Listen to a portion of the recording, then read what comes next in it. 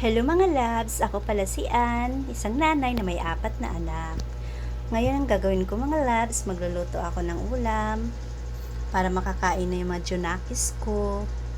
Ang lulutuin ko, tilapia, pritong tilapia na may sabaw na talbos at kamote.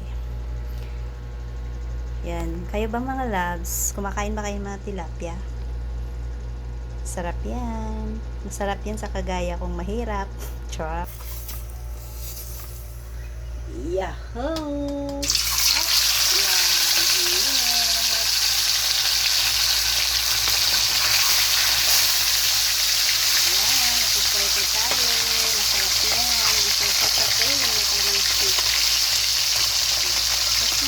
Ano, huwag mo yan. Ikit na isinto mo ba?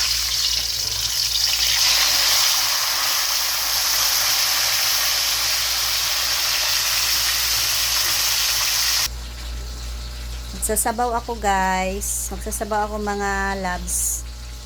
Sabaw as usual na lauoy. Okay. Maganda na sa mga bata.